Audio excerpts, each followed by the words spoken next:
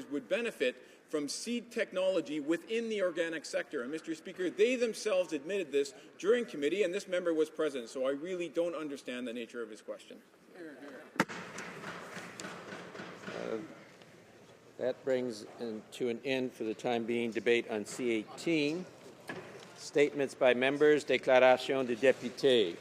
Honorable député de Montcalm. The Honourable Member for Montcalm.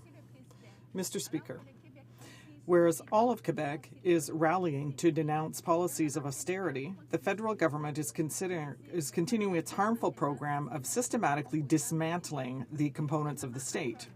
The Harper government, for purely ideological reasons, is cutting self-funding programs and withdrawing services that save money for the public treasury. Even more angering is that these reckless savings serve Canadians poorly. An example, the Suncor Oil Company receives millions of dollars in grants, even though Ottawa excluded it from its bids because it had been found guilty of fixing gas prices. The citizens of Montcalm, Quebec, and Canada do not want to help the Harper government's oil patch cronies. They want programs that stimulate growth. They want a government that looks after their priorities. Thank you. The Honourable Member for Calgary West. Mr. Speaker, over the past weeks, we have heard many personal accounts of sexual abuse involving Gian Gomeshi and of stories right here on Parliament Hill. In light of these high-profile allegations of sexual violence in the headlines, a national discussion has finally stirred. We must not let this conversation stop.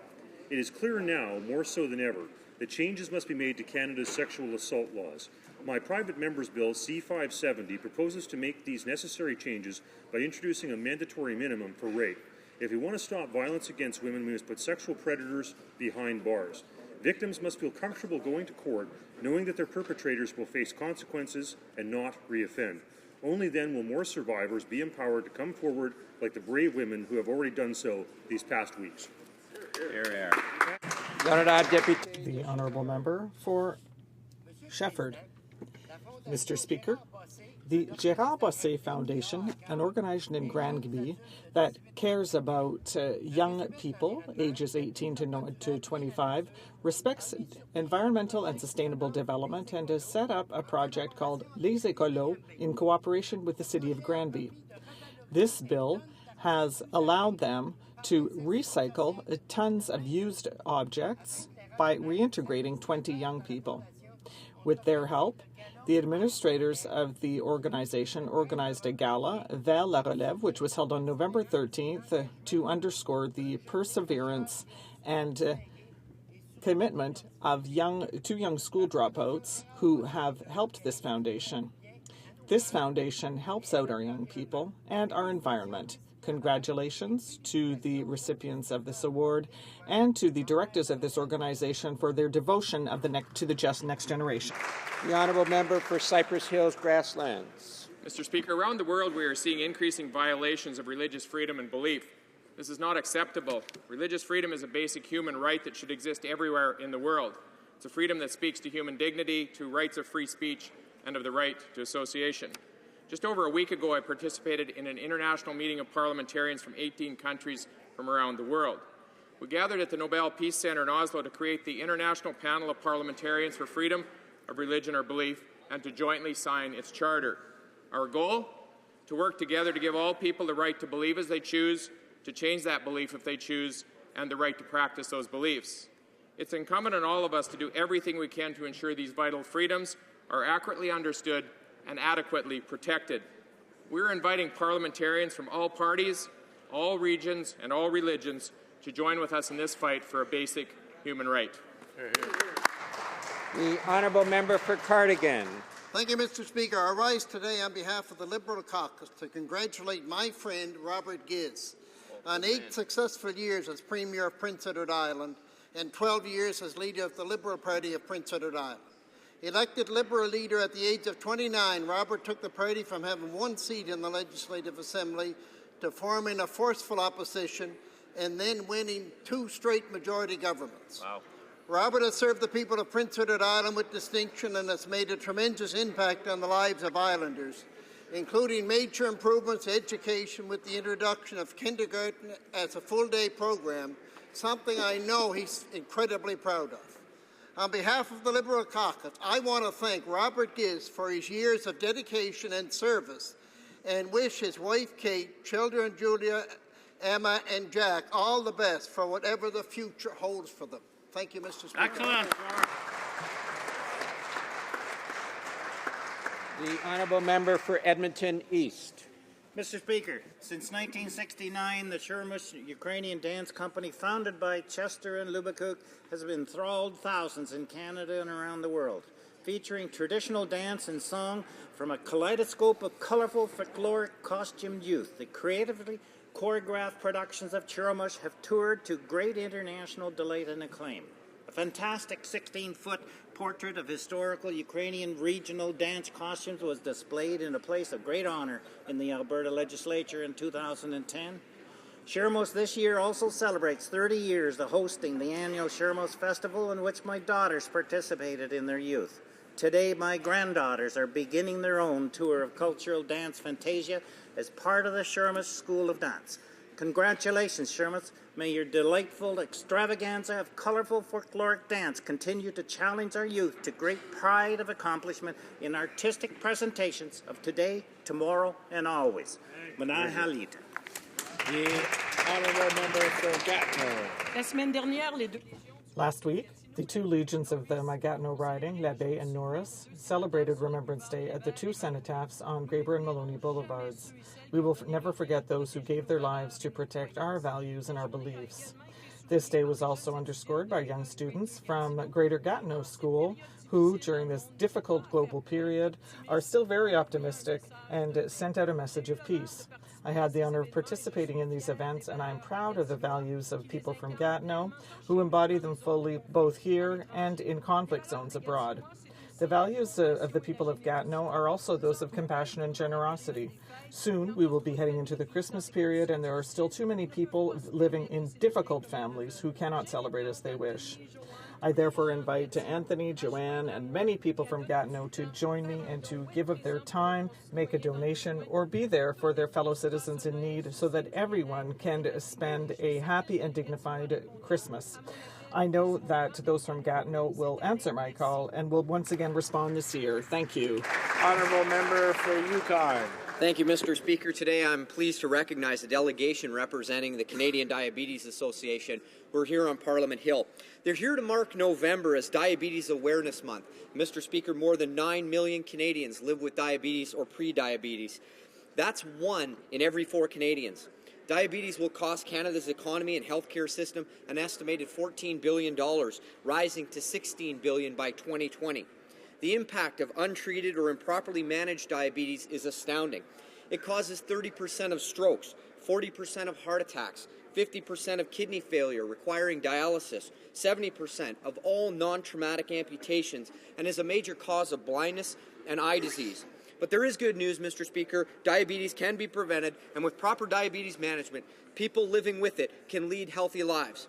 The CDA invites all Canadians to take the Diabetes Can Risk test, which through a few questions can help you find out if you're at greater risk of having pre-diabetes or type 2. Thank you, Mr. Speaker.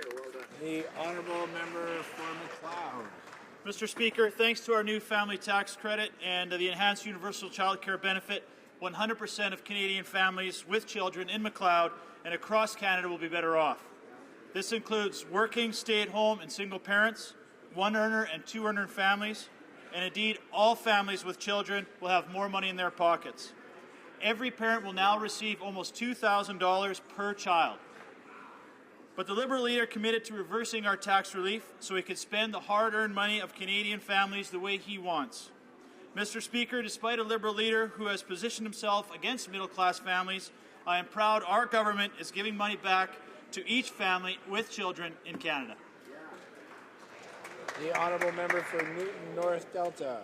Mr. Speaker, I rise today to acknowledge that this week is Anti-Bullying Week. Anti-Bullying Week was started by Bill Belsey, a teacher in Alberta.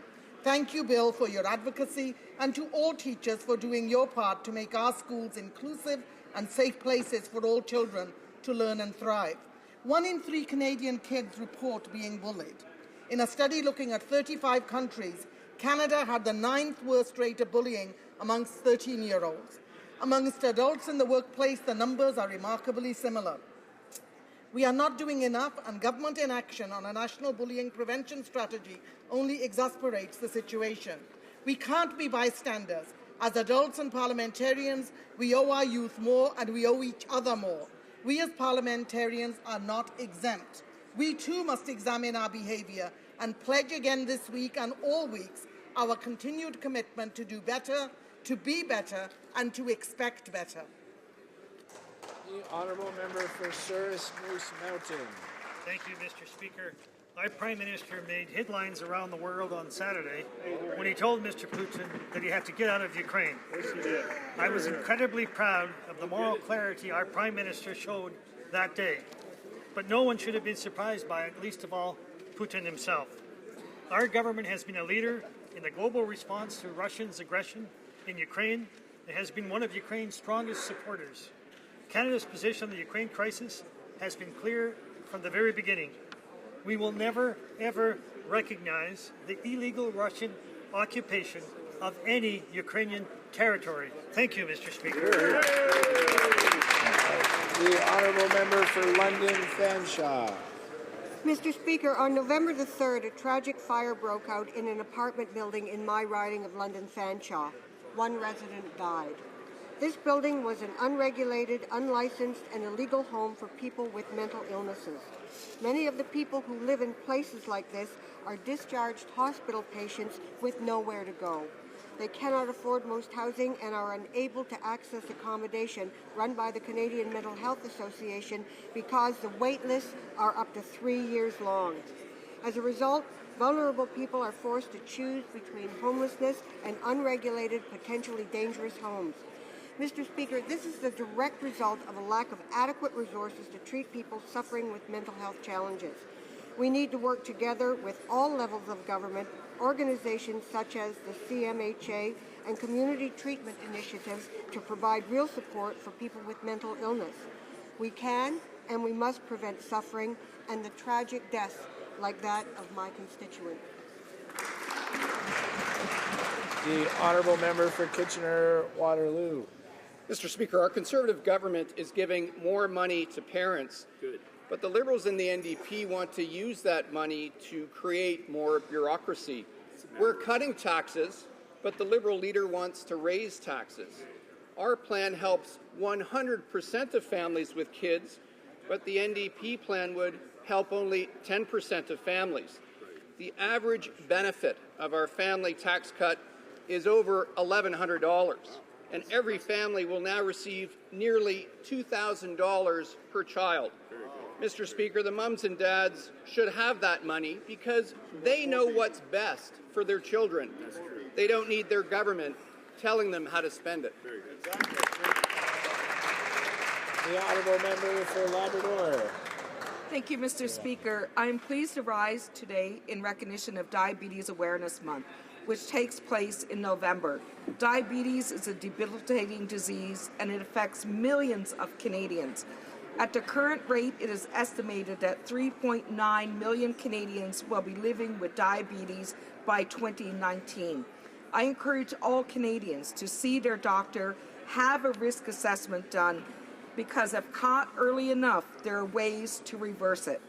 I ask my colleagues today to join me in extending our thanks to all those people who work hard as volunteers to bring awareness to diabetes and to help raise money to fight this terrible disease in Canada. Thank you. The Honourable Member for Essex. Thank you, Mr. Speaker. 100% of Canadian families with children under 18 in Essex, across Canada, will have more money in their pockets because of our family tax cut and enhanced universal child care benefit. That includes 2-income families, 1-income families, and single parents. The vast majority of benefits will go to low and middle-income families.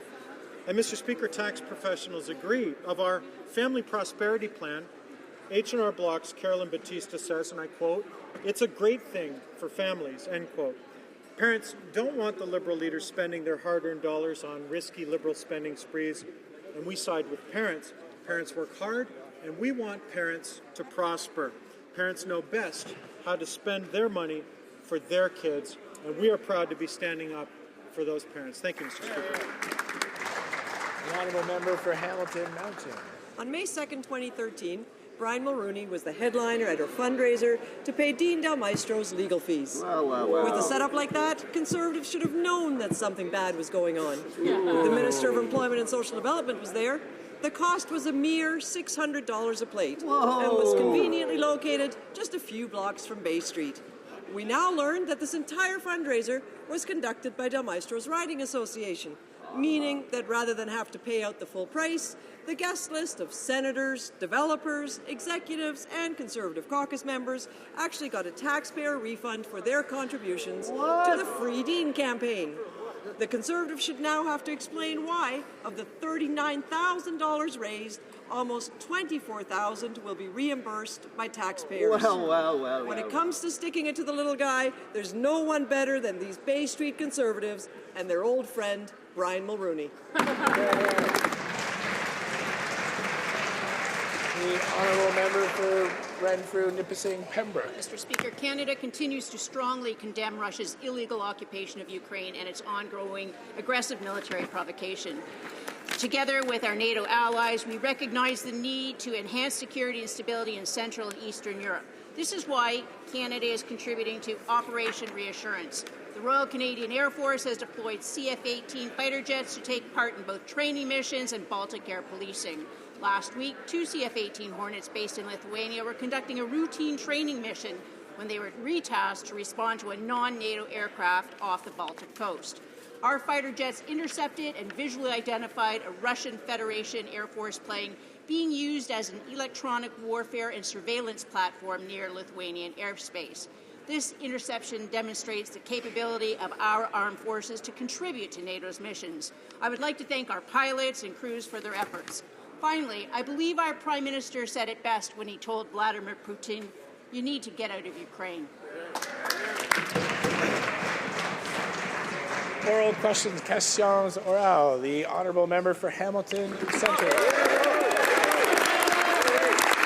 Mr. Speaker, the final communique from the G20 meetings this weekend calls for strong and effective action to address climate change. That, of course, was not the message carried by our Prime Minister, even in the face of a historic U.S.-China deal to tackle emissions. Impatience is growing with this government's inaction. On Friday, the Calgary Herald said the federal government should begin to create realistic framework and targets for its own emissions.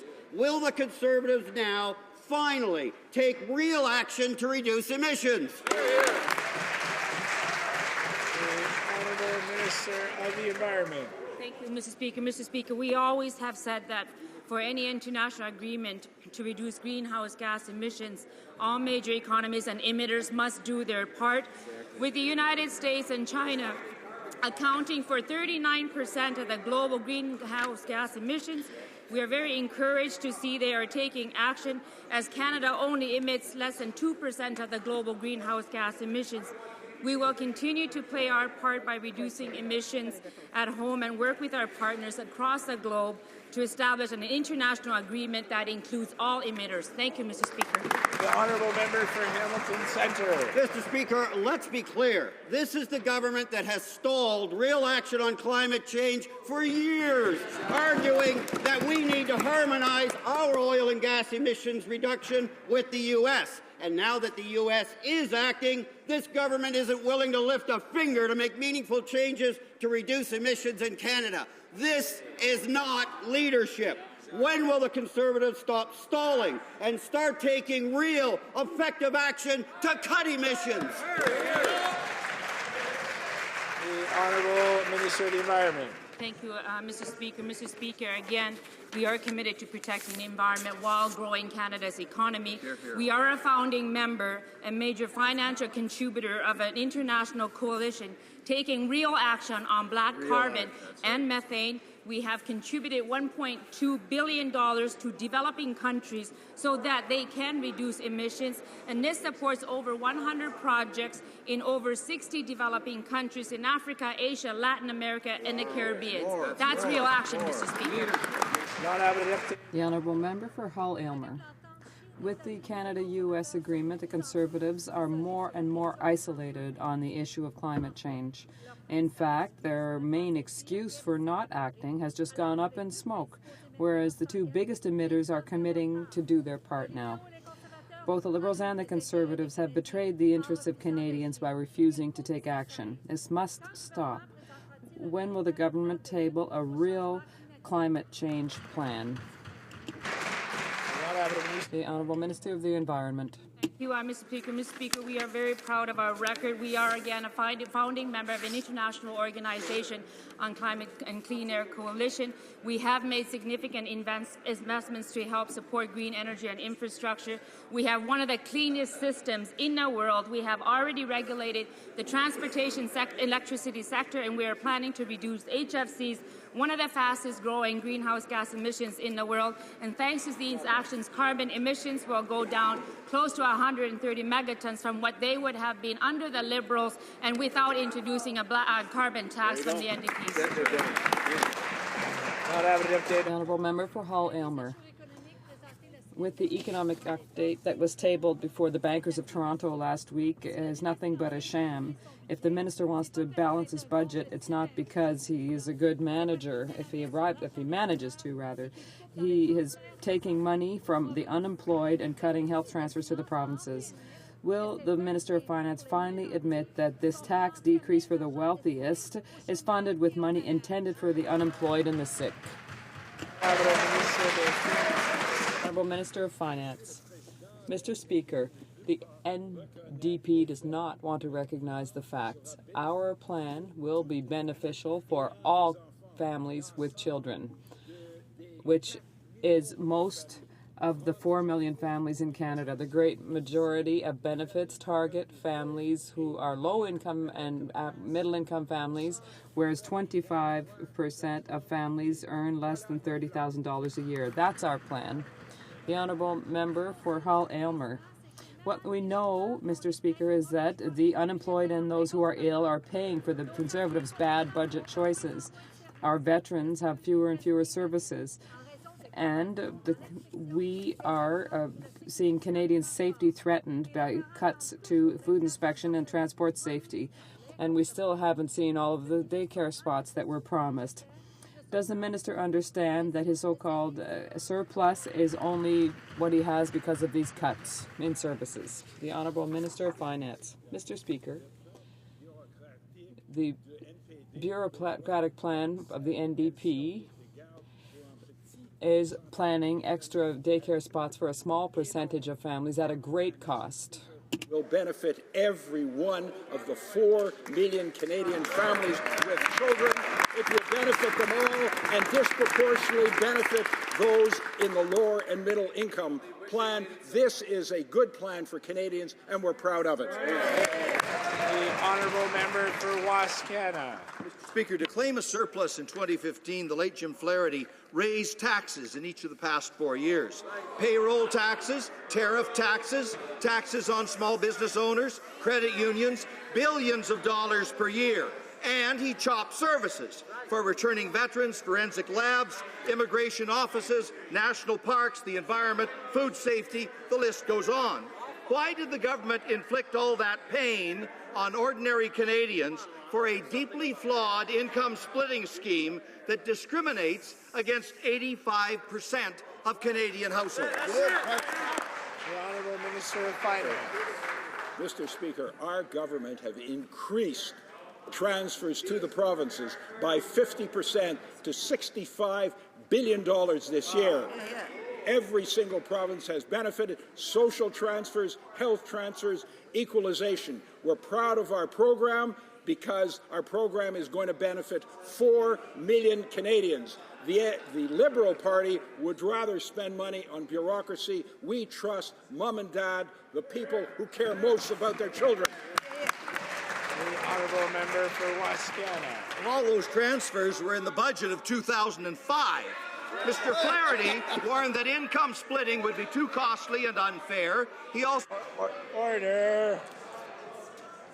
Order.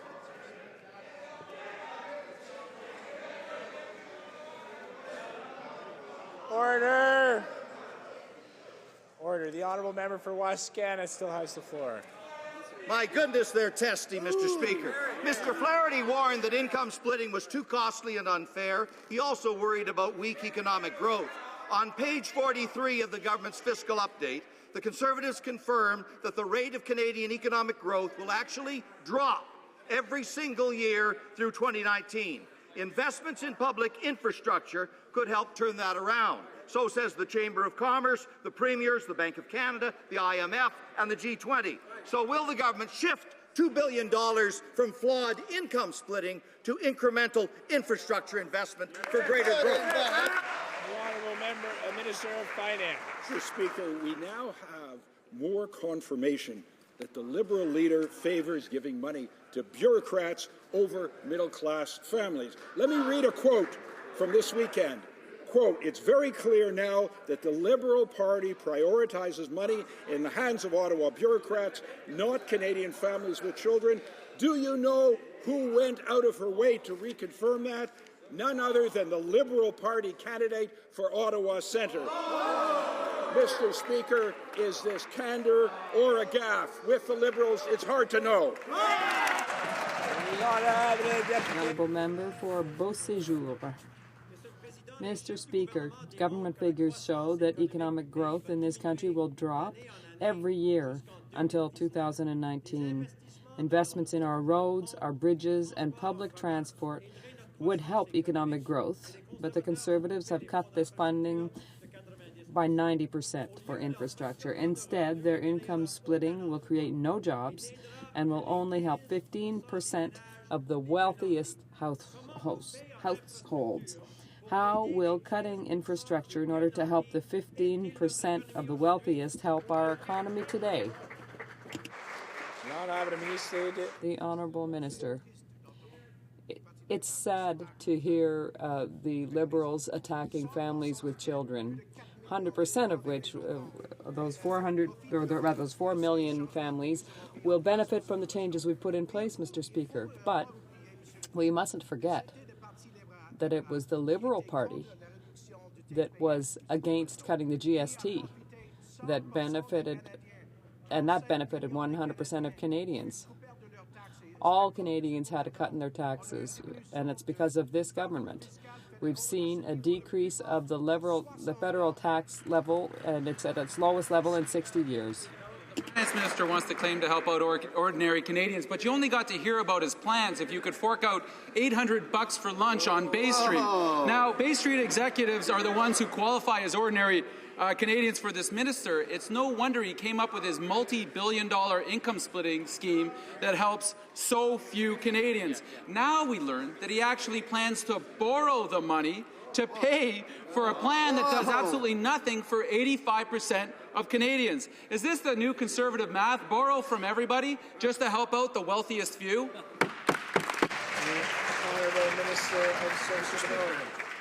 Only the NDP could say that every Canadian parent with children is amongst the wealthiest few. 4 million parents with kids.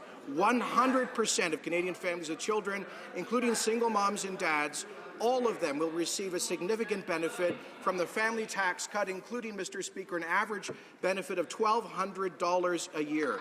Now, maybe for the NDP, that's just walking around money, but for Canadian families, that means they'll be able to do more to take care of their kids and do the most important work in the country.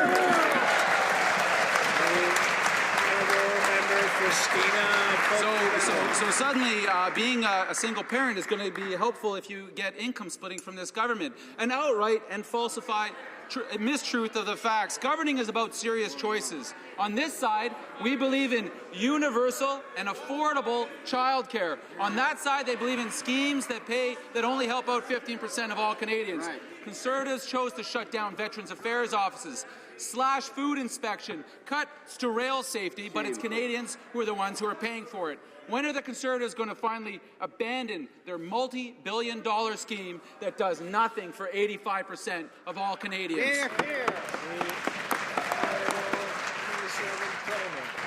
Mr. Speaker, the NDP union-run government knows best daycare scheme is anything but universal. In their own plan, it says they would only benefit 360,000 Canadian households, less than 10% of families with kids. Compare that to this conservative family tax cut plan that provides a net benefit to 100% of families with children under the age of 18, an average benefit of $1,200 a year. And Mr. Speaker, the NDP plan does nothing for rural parents. It does nothing for parents who are on late-night shift work. It does nothing for parents who choose to give up some income to work at home with their kids. Mr. Speaker, we're supporting all of those parents. The honourable member for Newton North Delta. Mr. Speaker, the economic and fiscal update just doesn't get the job done. Instead of investing in people and job creation, the Conservatives are handing out tax cuts to the wealthiest Canadians and leaving the majority of Canadians falling further and further behind, like the families who are paying more for their monthly childcare than for their mortgages. Why has this government, yet again, failed to deliver the 125,000 childcare spaces it promised? The Honourable Minister of Social Development. Well, in fact, Mr. Speaker, through our record transfers to the provinces through the Canada Social Transfer, we've helped to lead to the creation of even more daycare spaces. The family tax cut plan involves an increase of $1,000 in the child care tax credit. But, Mr. Speaker, the NDP plan on childcare is this. They want to tax 100% of families with kids in order to provide a subsidy through union-run daycare for 10% of families. Our approach is to recognize the choices made by all parents, all families, all 4 million of them, not just 10%. The honourable member for Newton North Delta. Childcare isn't the only broken promise from this government. Instead of fixing the Social Security Tribunal, the Conservatives have made it worse. The backlogs have increased, and there are now more than 14,500 Canadians waiting to have their case heard. Now the tribunal is hiring more members to deal with the backlog. But why did this government put a cap on the number of tribunal members in the first place?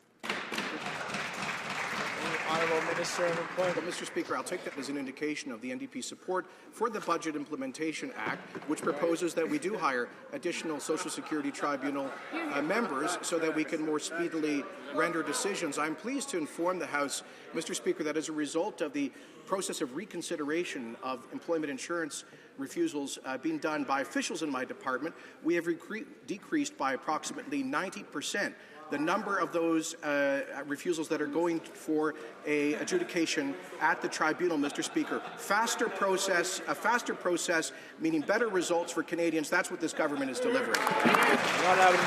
The honourable member for Trois-Rivières. Mr. Speaker, we already knew that the Social Security Tribunal was unfair, partisan, and completely overwhelmed by the job. Now we've learned that of the 58 new full-time members appointed by the Conservative government, only five, Mr. Speaker, are Francophones. And that there's not a single Francophone included in the appeal division. So this bungling by the Conservatives abuses the rights of Francophones and limits their access to justice. Will the minister finally ensure that the rights of Francophones be respected by this tribunal? The Honourable Minister of Employment. Unfortunately, Mr. Speaker, the Honourable Member is quite wrong. 1/3 of the members of the tribunal, and that's more than the speak French, and that's more than the percentage of the population that does. We are making sure that we provide a sufficient number to provide languages and services in both official languages. Mr. Speaker, Canada's response to the crisis in Syria has been completely embarrassing. With millions of Syrian refugees displaced, Canada agreed to take in a mere 1,300. And now we're learning that in June, the minister knew full well there was no way Canada would meet this goal. The minister fudged the numbers and reached all the way back to 2011 to make his numbers seem bigger and pretend that Canada was on track. Mr. Speaker, why did the minister mislead Canadians? The Honourable Minister of Citizenship and Immigration. Mr. Speaker, that question is completely fact-free. 1,782 Syrians have come to Canada as refugees. They are in this country. We have over-fulfilled our commitment to bring 200 government-assisted refugees to this country. The number of applications from private sponsors is growing. There is no backlog. What is embarrassing, Mr. Speaker, is that the NDP, who claim to want to help refugees in Syria, would have us do nothing on terrorism. They would have us do nothing in Iraq.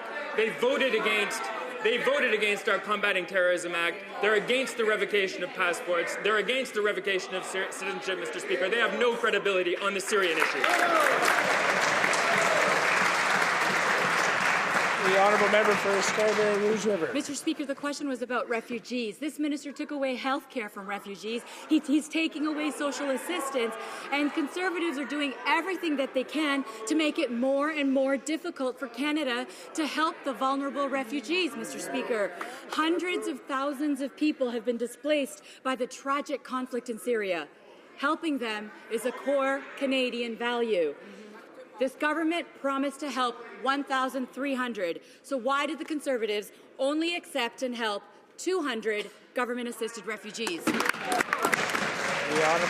Minister of Citizenship and Immigration. Mr. Speaker, we committed to assisting 200 with government assistance. We have gone far beyond that, and 1,782 Syrian refugees are here. What is outrageous, Mr. Speaker, is that that member isn't even listening to her own colleagues, who acknowledge that health care for refugees has never stopped being delivered under this government. She should be ashamed of suggesting otherwise, Mr. Speaker, and she should stand up for the real interests of refugees. Canada is at the forefront of response in Syria and elsewhere.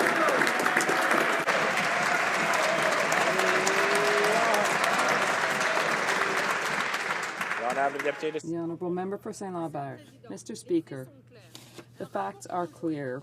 In a joint report from the Norwegian Council for Refugees and the International Rescue Committee is clear. Developed countries are not doing enough. Lebanon, Jordan, Turkey, and Iraq are at the end of their rope. And what is Canada doing? Not much. I remember a Canada that welcomed refugees with open arms. Will this government finally agree to help those in need? The Honourable Minister. Mr. Speaker, once again, there is a refusal on the part of the NDP to face the facts. 1,782 refugees are already in Canada. And, Mr. Speaker, I'm proud to confirm in this House today that Canada has gone beyond its commitment to welcome. There are 20,000 refugees have already arrived in this country. That's more than any other country has done. The other countries have a partnership with us to help refugees, and they take Canada as an example. We are once again welcoming 1 out of 10 refugees out of the entire world, and that's a record Canadians are proud of. The honourable member for St. Lambert. Mr. Speaker, let's talk about the real figures. Canada promised to resettle 1,300 Syrians. That's already too few when we know that millions of people are in need. But we've now learned that the minister has known since last June that he could not even respect this weak engagement, this weak commitment. We have asked dozens of questions on the subject, and the minister claims that he's met the goal, whereas he knew that that was not true. Why did the minister mislead the House, and why is he not fulfilling his promise to the Syrian people?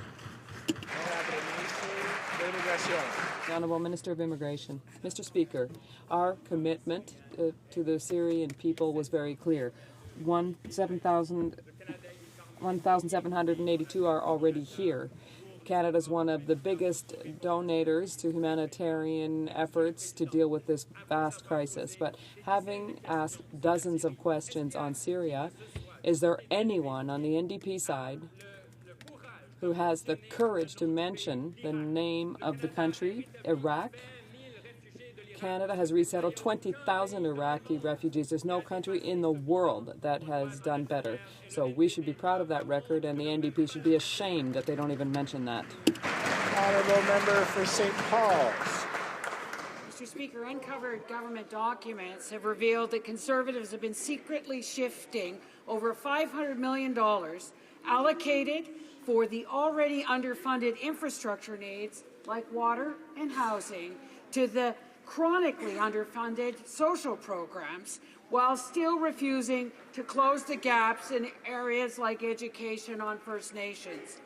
Will the minister stop hiding the underfunding and mismanagement with dishonest shell games and finally work in good faith with Aboriginal communities to properly fund these programs? The Honourable Minister of Aboriginal Affairs.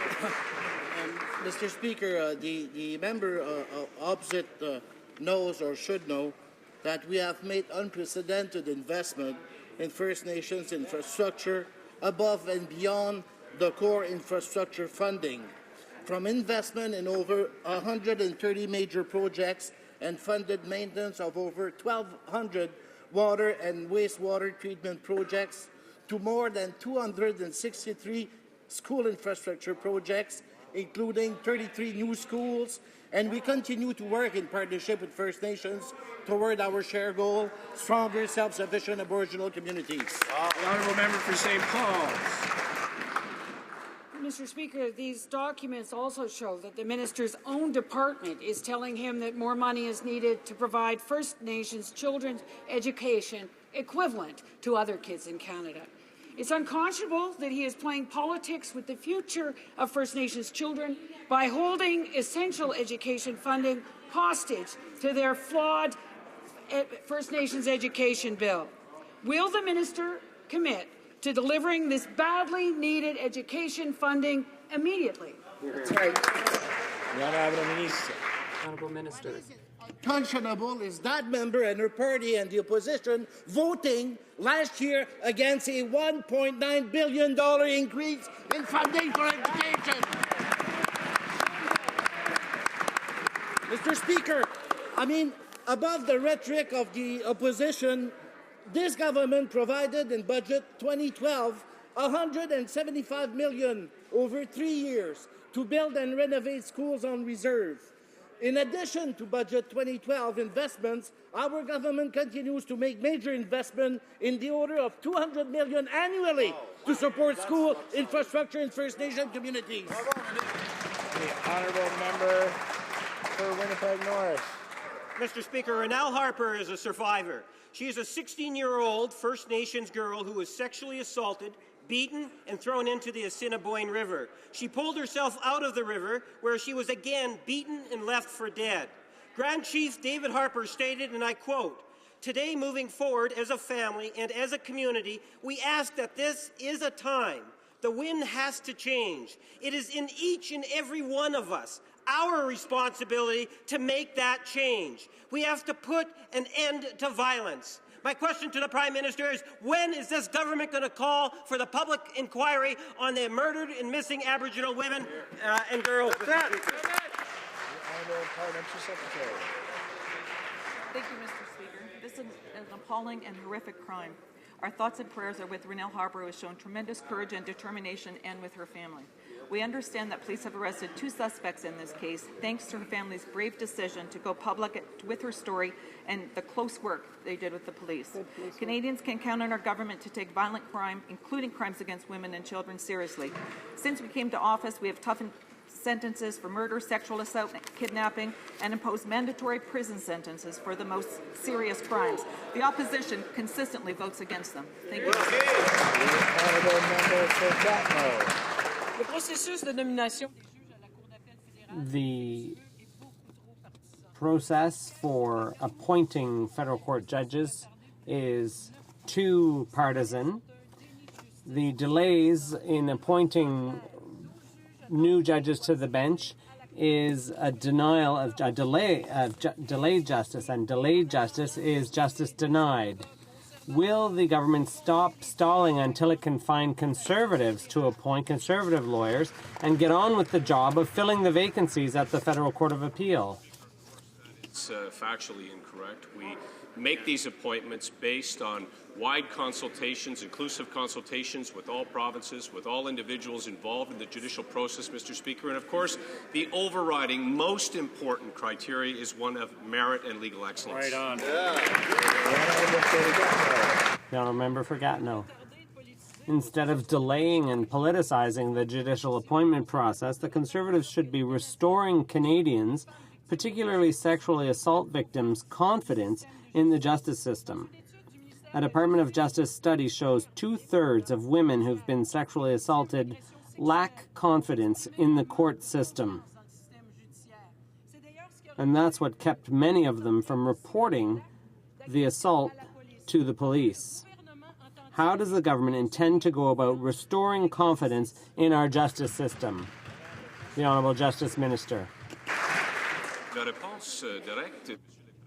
The straight answer, Mr. Speaker, is the Charter of Victims. I believe, with the member opposite when it comes to addressing these very important issues of confidence within the justice system, particularly as they pertain to victims of sexual assault. Sexual violence, Mr. Speaker, remains a very serious concern for all Canadians, which is why we have brought forward legislation which increases penalties, brings mandatory minimum penalties to bear, Mr. Speaker. But most importantly, the Canadian Victims' Bill of Rights will place victims at the very epicenter of our justice system, restoring a greater sense of confidence in the system overall. The honourable member for Churchill.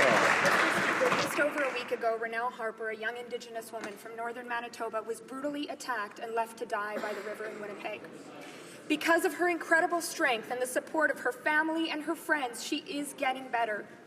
But until Canadians as a whole address violence against Indigenous women, the violence will not stop. So the question is, when will this government take leadership to put an end to violence against women, come up with an action plan, support the families so that what Renelle went through and what thousands of Indigenous women go through will never happen again? Honourable Parliamentary Secretary. Thank you, Mr. Speaker. And again, this was a horrific crime, and I commend the Harper family for their courage and determination throughout this ordeal. And we understand, again, that the police have arrested 2 suspects in this case, thanks to the family's brave decision to go public with their story and work closely with the police. But, Mr. Speaker, there's been more than 40 studies into the plight of missing and murdered Aboriginal women, and now is not the time for more studies. Now is the time for action. And she mentioned that there was no action plan, and there is an action plan, and we are supporting women and girls and Aboriginal women and girls across Canada. Thank you, Mr. Speaker. The honourable member for Caillou. The minister's so-called action plan isn't working. The number of women continues to pile up, and the Renelle Harper tragedy is the latest in a litany of horrors experienced by Aboriginal women. Approximately 1,200 women and girls have gone missing or been murdered. Aboriginal communities are calling for a national inquiry so that finally the issue of violence against women is taken seriously.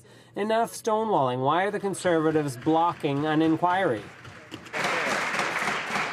Thank you, Mr. Speaker. And I don't know why they think everybody wants a national action plan, because I sat on that committee and not everybody wants a national action plan or a national inquiry. But what I will give you is a quote. For example, here, Mr. Speaker, here's a quote I'd like to share from Bernadette Smith, the sister of Claudette Osborne, who had been missing since July 2008. She said that the action plan is something that our families have been waiting for. I would like to thank the government for their commitment to addressing this issue. We've had numerous studies on the issue, and now is the time for action. We can't stand idly by and talk about this without taking significant action. Action is what they want. This action plan will have a direct impact on families, and it will help keep our women and girls safe. Honourable member for Etobicoke Centre. Mr. Speaker, our government remains deeply concerned with the ongoing violence in eastern Ukraine and reports of additional Russian troops and weapons crossing into Ukraine. Last Wednesday, NATO confirmed that additional Russian tanks and artillery made its way into Ukraine. This is another troubling example of Russia's belligerence, violation of Ukraine's sovereignty and territory. And, Mr. Speaker, I would like to ask the Minister of Foreign Affairs to please update this House on this very, very serious matter. Honourable Minister of Foreign Affairs. I want to thank the member for Etobicoke Centre for his leadership on this regard.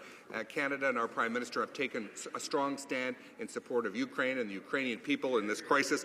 When the Russian President tried to adopt a friendly, go-along to get-along approach at the G20 summit in Brisbane, our Prime Minister would have none of it. Yeah. You need to get out of Ukraine was the message that he delivered, and all Canadians can be tremendously proud of that leadership. Yeah.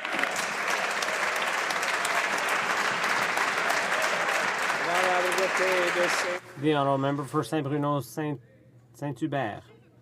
Mr. Speaker, even the Ebola crisis isn't enough to stop Conservative secrecy. They're still refusing to reveal the details of their deal with New Link Genetics. And yet the deal is posted on the website in the U.S. While Ebola is taking thousands of lives, the Conservatives are more concerned about protecting the company's bottom line than the public good. Why doesn't the government make the vaccine available on humanitarian grounds as provided for in the Act? The Honourable Minister of Health.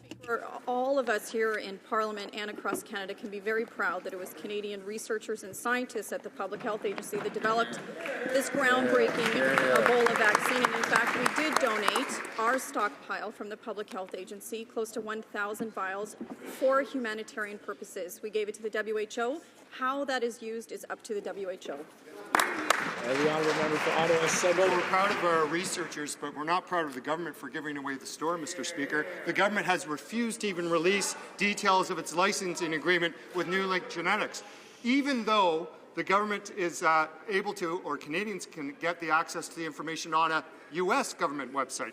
Very bizarre, Mr. Speaker. It appears that the government is trying to hide the fact that the agreement seeks to, quote, maximize commercial return from the vaccine instead of maximize public health. It's a very simple question. Why won't the government do the responsible thing, take back the rights to the vaccine, and focus on saving lives? Mr. Speaker, that is in no way the advice that's been given to us by the Chief Public Health Officer or anyone in the public health community. Canadians should be very proud that not only was it Canadians that developed this vaccine, but that we gave our stockpile to the World Health Organizations. And of course, as the member knows, there are now phase 1 clinical trials happening all over the world for this Ebola vaccine. We hope that they we hope we are able to move to phase 2 clinical trials and that the vaccine will be in the hands of healthcare workers soon. The honourable member for Timmins, James Bay. Thank you, Mr. Speaker. One of the administrative functions of government is ensuring adequate oversight by the Canada Revenue Agency of the generous tax incentives that are given to civically minded Canadians who want to contribute to political parties. We now learn that the former member for Peterborough used this incentive to get people to pick up his legal bills. So my question for the Minister of Canada Revenue is, does she think this is okay? Will she look at the issue to determine whether the tax code was misused to give a Conservative insider and felon an enormous legal advantage? Thank you, Mr. Speaker. Speaker, as you know, all political contributions are submitted to Elections Canada, and the member can look at electionscanada.ca to review the expenses and donations to all political parties. Now, member for La Pointe de l'Île. The Conservatives have found a new way to fleece taxpayers by issuing tax receipts to Dean Del Mastro's cronies who are trying to keep him out of jail. Ultimately, it's taxpayers who will be footing the lawyers' bills for the Prime Minister's former parliamentary secretary. Will the Revenue Minister see to it that this money is recovered and see to it that honest citizens don't end up footing the bill?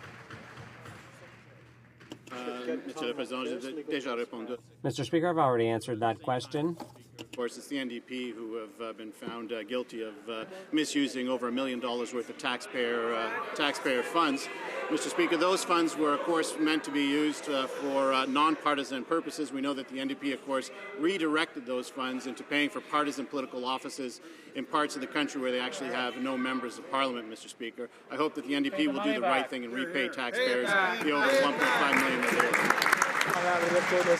The honourable member for Saint-Laurent-Cartierville. Mr. Speaker, Canadians who marched yesterday for CBC have every reason to feel betrayed by the Conservatives. On May 3rd, 2011, the Heritage Minister made the following statement. We have said that we will maintain or increase support for the CBC. That's in our platform, and we have said that before, and we will commit to that. Unquote. But in 2012, the government slashed the CBC's budget by $115 million. Why did the Conservatives break their promise yet again? The Honourable Minister of Canadian Heritage. He's the one who cut when he was minister. What happened this weekend? This is what the CEO of CBC said. He said all staff are currently involved in a transformation process which will enable us to meet the challenges of the new media universe. No broadcaster can avoid that. Mr. Speaker, CBC is attracting fewer audiences than before, even though it still gets over $1 billion in direct subsidies from taxpayers. The changes to CBC are related to that decline, and it's up to CBC to make the appropriate adjustments. Quote from today's media report on Syrian refugees is as follows. Only 219 had actually been resettled from overseas, of which 93 had arrived in 2014 and would count toward the commitment to take 1,300. The big 1,700 number he uses includes Syrians already traveling in Canada and other permanent residents. So would he stop playing with numbers, which is what he always does, get serious with Canada's long-standing generosity, and admit at least 10,000 Syrian refugees as government-assisted refugees? The Honourable Minister of Immigration. We just heard once again why Canadians understand, and certainly Syrian refugees understand, the one member of Parliament they can't count on to get the facts straight is the member from Markham Unionville. There are no permanent residents, Mr. Speaker, who came as part of that 1,782. They are protected persons. They are refugees. We went over our commitment for government-assisted refugees, and there are hundreds of private sponsors who have put in their applications and who will take those numbers even higher. Mr. Speaker, what is embarrassing with both the NDP and the Liberals is their refusal to recognize Canadian humanitarian achievements when we work hard to achieve them. And Mr. Speaker, we have resettled 20,000 Iraqi refugees. The Honourable Member for Longueuil-Pierre Boucher. Mr. Speaker, yesterday I was out in the streets of Montreal with tens of thousands of people showing their attachment to the CBC. Demonstrations took place from Montreal to the Gaspé in Sherbrooke, Moncton, and Ottawa. A mega demonstration that owes its existence to an ordinary citizen, Nicolas Bédard, who was upset about the dismantling of our public broadcaster. We all chanted our support for and belief in the CBC. Will the minister finally get the message? The Honourable Minister of Canadian Heritage. As I've always said, Mr. Speaker, I do understand the important role played by CBC, but the audience numbers have dropped, even though they get over $1 billion in taxpayer subsidies. The changes are due to that decline, and it's up to the CBC to take responsibility for its own activities, so I leave it up to them. But once again, Mr. Speaker, I do fully understand the important role the CBC plays. The Honourable Member for Longueuil-Pierre Boucher. Mr. Speaker, $28 per Canadian. Canada is one of the lowest financiers of their public broadcaster. That's the fact. The CBC can't operate properly without government fundings, and I repeat this because apparently neither the Liberals nor the Conservatives get it. Even Hubert Lacroix, in a letter published Friday, admits he doesn't have the resources to fulfill the mandate of the CBC. 25,000 people concerned out in the streets. Will the minister finally see the light and stop gutting the CBC? As I just said in French, Mr. Speaker, I understand perfectly well the important role they play. That is why we provide them with over $1.1 billion every single year. And I want to repeat the quote from the president of the CBC with regards to this issue. Our employees are currently engaged in a transformation process aimed at helping us meet the challenges of a rapidly changing media environment to which no mainstream broadcaster is immune. And that is the point, Mr. Speaker. CBC is not the only one faced with this changing demographic in this television industry, in the broadcasting industry, and we must all adapt, but they are getting $1.1 billion from us. Honourable Member for Red Deer. Mr. Speaker, last week on November the 11th, we all took time to reflect on the service and sacrifice that our veterans and serving members had for their courageous dedication to our country. We're also reminded that the fight against oppression and tyranny is not limited to the past century and that it continues on different battlefields today. We now have confirmed reports that ISIL has murdered Peter Kassig, a former U.S. Army Ranger who was an aid worker in the region. Can the Minister of National Defence please provide an update on Operation Impact and how the Canadian Armed Forces are contributing in the fight against ISIL? The Honourable Minister of National Defence. Week, a series of coalition missions were conducted where ISIL was known to operate in the area north of Baghdad. An RCAF CF-18 struck an ISIL artillery piece by using laser-guided ammunition in support of Iraqi security forces' ground operations in the area. This denied ISIL the military means to attack either the Iraqi security forces or the coalition assets. Now, this strike demonstrates Canada's resolve to tackle the threat of terrorism and to stand with our allies against ISIL's atrocities against innocent women, children and men. We condemn these barbaric actions and will continue supporting the security forces in Iraq in their fight against these terrorists. The honourable member for Ottawa-Vanier. Mr. Speaker, Canadian consumers believe in and benefit from a fair and open competitive marketplace. A few days ago, Club Coffee filed a complaint with the Competition Bureau seeking an investigation in the behaviour of the largest foreign corporation operating in Canada in the field of single-serve coffee pods. 5 other companies support the complaint, including Granville Island Coffee Company and St. John's-based Jumping Bean Coffee. Can the government assure the House that an investigation will be promptly undertaken? The Honourable Minister of Industry. Well, of course, we don't direct the Competition Bureau in their investigations or the timeliness of their investigations, but, Mr. Speaker, I think this is a very good moment because, if the biggest concern that we have in this country right now, according to the questions from the opposition, is a lack of choice in coffee, I think we're doing really pretty good as a country, Mr. Speaker. So this is a good sign. But add to that, Mr. Speaker, we have given the Competition Bureau extra powers, and in fact, as has been reported in the by the Competition Bureau in their annual report, the estimated dollar savings per annum to consumers by the Bureau because of the new powers we've given them is $572 million in the pockets of consumers because the powers we've given to the Competition Bureau. We're standing up for consumers in every way, Mr. Speaker. The Honourable Member for Louis-Hébert. Mr. Speaker, on the weekend, CN ran an ad in Quebec media. They clearly have no intention of repainting the bridge. They're even willing to give away the bridge to get rid of the problem. Once again, CN is showing it is not a responsible corporate citizen. It remains to be seen whether the Conservatives will keep their promise to the people of Quebec City. Will the minister finally do her duty and see to it that the Quebec City bridge repair job gets done? Transport. Mr. Speaker, there's no discussion of, there's no option of transferring the bridge. CN owns the bridge. They have to paint it.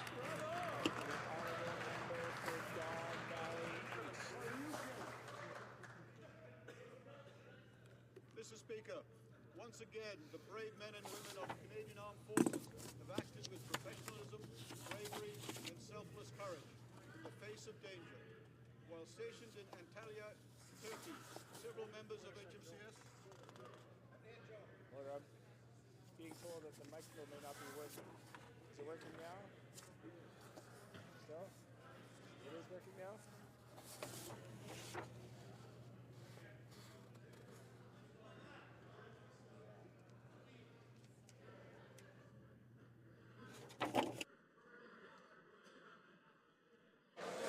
Is it working now? Okay, all right. The Honourable Member for Don Valley East can restart his question.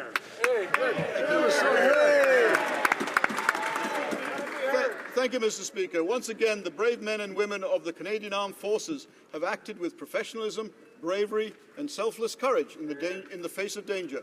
While stationed in Antalya, Turkey, several members of HMCS Toronto responded to a fire on the second floor of the restaurant where they were having a meal ashore.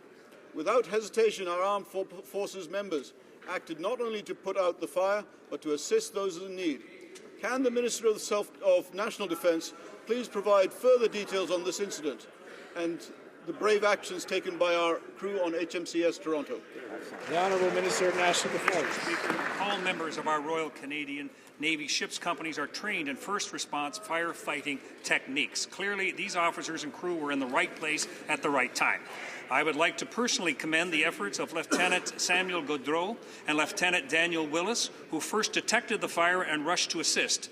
Leading seaman Jean-Francois Martineau and able seaman James Richards then hurried to provide further support. Corporal Shirley Jardine and Corporal Jody Boivin from the ship's air attachment also provided first aid assistance. This courageous actions of our members who helped put out this fire once again demonstrate that the Canadian Armed Forces are ready for any challenge. Ready, ready, Mr. Speaker. The Honourable Member for Pontiac. The President of the Treasury Board recently launched the second version of his Open Government Plan. What hypocrisy, Mr. Speaker. Access to information complaints are up 30% over last year. Swamped by complaints, the Information Commissioner no longer has the resources to help access to information requesters. Does the Minister intend to keep his commitment to transparency and give the Commissioner the resources to do her job? The Honourable President of the Treasury Board. Pleased to report that the federal government has, in fact, increased its reaction and its data and its information to access to information requests by 27%, Mr. Speaker. 27%. Over 6 million more pages were released last year. That's 2 million more pages than the year before, Mr. Speaker. And in fact, as a result of our new open data and open government action plan, we're going to put more information online, more data available for citizens, for researchers, for entrepreneurs, and for the public. We're proud of our record. The Honourable Member. Mr. Speaker, the disaster in Lac Mégantic showed that the public have to assume all risks, including financial risks, from the transport of oil. Local officials in Montreal are rebelling against this. They're calling on the federal government to require oil companies to set up a mitigation and compensation fund. Instead of trying to make us believe, like the NDP and the Liberals, that the solution is to build new pipelines, will the minister listen to local officials and force oil companies to set up a mitigation and compensation fund? Mr. Transport. Thank you, Mr. Speaker. Mr. Speaker, quite the opposite. The Minister of Transport has been doing everything in her power to ensure that we are responding appropriately with respect to rail safety, including the transportation of oil by rail, Mr. Speaker. We've taken a number of important actions in that particular regard as well. The Canadian Transportation Authority has been tasked with looking into the questions of liability, and we'll be reporting back on that matter. The member for Edmonton, St. Albert.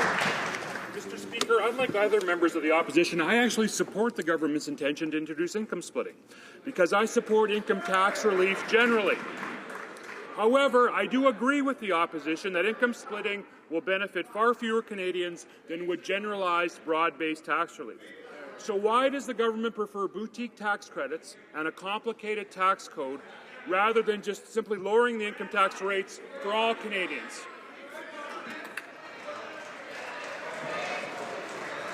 The Honourable Minister of Employment. Mr. Speaker, you ran on it there, I Brent. think the question was criticizing the platform that he was elected on in the last election.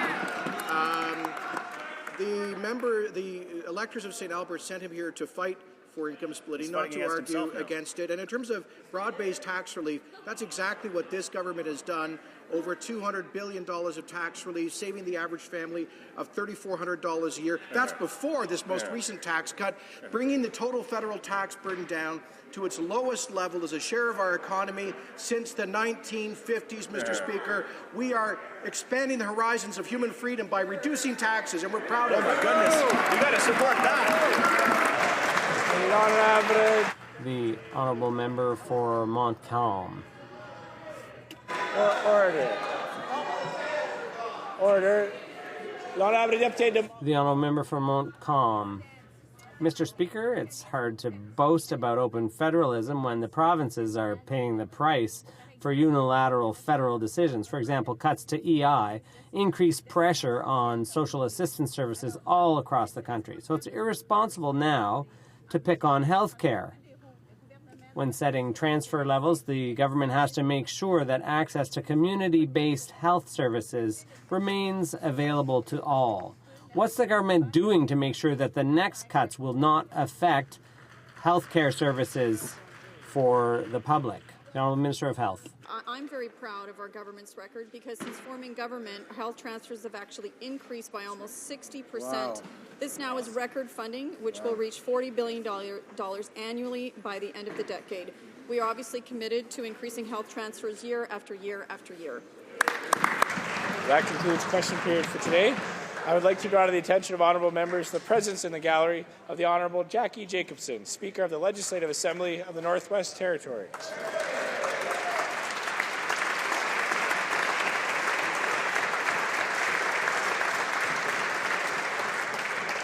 The Honourable Minister of Foreign Affairs has a point of order. Thank you very much, Mr. Speaker. Point of order at a matter arising out of question period.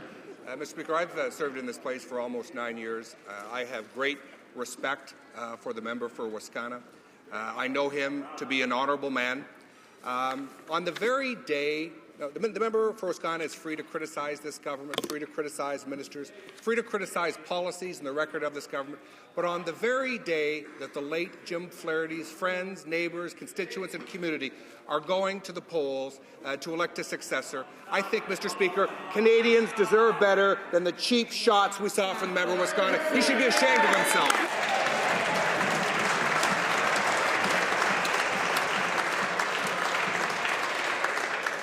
Sounds like a point of debate, not necessarily a point of order, but I do see the honourable member for Wascana rising. I'll give them the floor.